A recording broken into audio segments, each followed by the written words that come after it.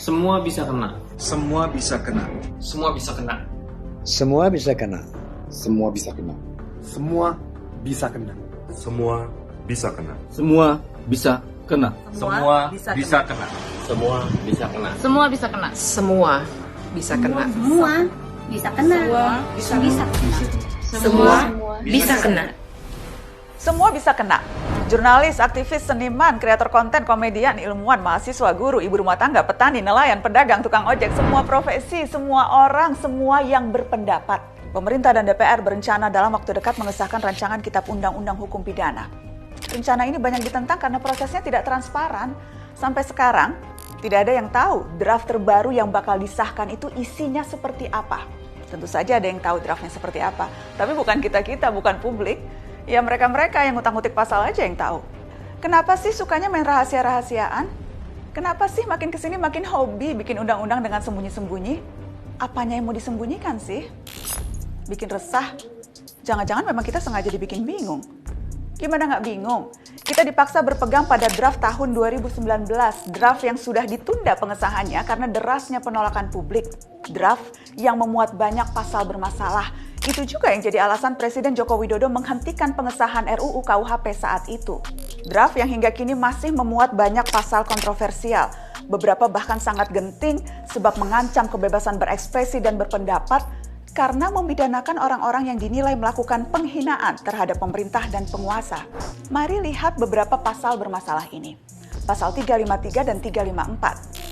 Setiap orang yang di muka umum dengan lisan atau tulisan menghina kekuasaan umum atau lembaga negara dipidana dengan pidana penjara paling lama 1 tahun 6 bulan atau pidana denda paling banyak kategori 2. Pasal 354. Setiap orang yang menyiarkan, mempertunjukkan atau menempel tulisan atau gambar atau memperdengarkan rekaman atau menyebarluaskan melalui sarana teknologi informasi yang berisi penghinaan terhadap kekuasaan umum atau lembaga negara dengan maksud agar isi penghinaan tersebut diketahui atau lebih diketahui oleh umum, dipidana dengan pidana penjara paling lama 2 tahun atau pidana denda paling banyak kategori 3. Sampai di sini paham? Kalau belum, mari kita bedah sama-sama. Semua aturan pidana itu pasti ada tujuan hukum yang ingin dilindungi. Misalnya, melindungi harta lewat larangan mencuri, melindungi nyawa lewat larangan membunuh. Jadi mari lihat lagi pasal-pasal ini, apa tujuan yang mau dilindungi. Di penjelasan pasal 353 disebutkan, aturan itu dimaksudkan agar kekuasaan umum atau lembaga negara dihormati. Oke, jadi tujuannya melindungi martabat penguasa. Dalam hal ini DPR, martabat DPRD, martabat kepolisian, kejaksaan, dan kepala daerah. Padahal sebenarnya, kalau kerjanya bagus, martabat bisa terlindungi dengan sendirinya kok. Tapi oke lah, anggap saja kita ikuti logika penguasa ini. Nah, tujuan ini dalam konteks HAM perlu diuji dan diseimbangkan dengan tujuan lain jika berbenturan. Dalam pasal-pasal ini tujuan menghormati kekuasaan berbenturan dengan melindungi kebebasan berbicara publik. Pertanyaannya, mana yang harus didahulukan? Memang dalam Undang-Undang Dasar dinyatakan hak asasi tertentu termasuk berekspresi boleh dibatasi. Pasal 28J ayat 2 menegaskan hal itu. Tapi dalam konteks HAM, pembatasan itu harus memenuhi beberapa prinsip. Diatur dalam undang-undang reasonable atau beralasan, necessary atau dibutuhkan, dan proporsional atau tidak berlebihan. Mari kita lihat. Apakah pembatasan kebebasan berbicara atas nama menjaga martabat lembaga negara ini beralasan dan dibutuhkan? Perlu dibuktikan, ketiadaan aturan ini bakal merugikan lembaga negara dalam menjalankan fungsinya. Satu lagi, apakah ini proporsional? Dalam arti tujuan yang ingin dicapai tidak menjegal tujuan lain yang lebih besar. Dalam hal ini ya kebebasan berekspresi. Ingat pasal 28 Undang-Undang 45 sakral. Kalau kita mengaku sebagai negara demokrasi, tanpa kebebasan berserikat, berkumpul, dan berpendapat, tidak akan ada demokrasi. Yang ada hanya demokrasi di atas kertas. Datang ke bilik suara, nyoblos, udah deh.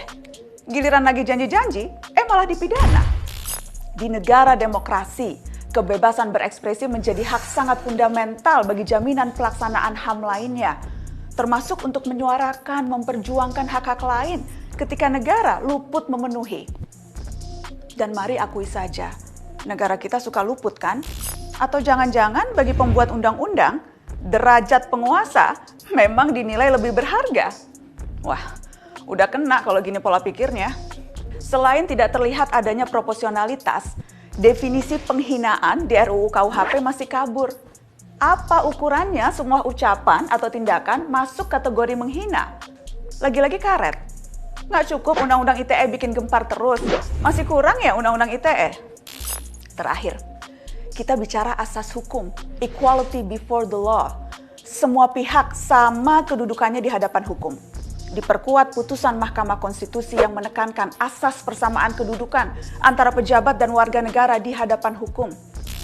Jika warga bisa dipidana karena menghina lembaga negara, apakah pejabat lembaga negara juga bisa dipidana karena menghina warganya secara umum? Sering kan kita dengar pejabat bilang masyarakat kita masih bodoh, masih malas, kebanyakan ngeluh, bangsa nyinyir, kritik doang, nggak ada solusi.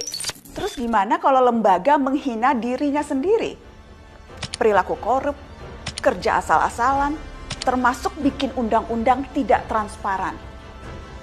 Jangan sampai rancangan Kitab Undang-Undang Hukum Pidana menjadi hewan liar yang sengaja dilepas, menerkam siapa saja, semua bisa kena, kecuali tuannya sendiri. Ini undang-undang atau plester ya?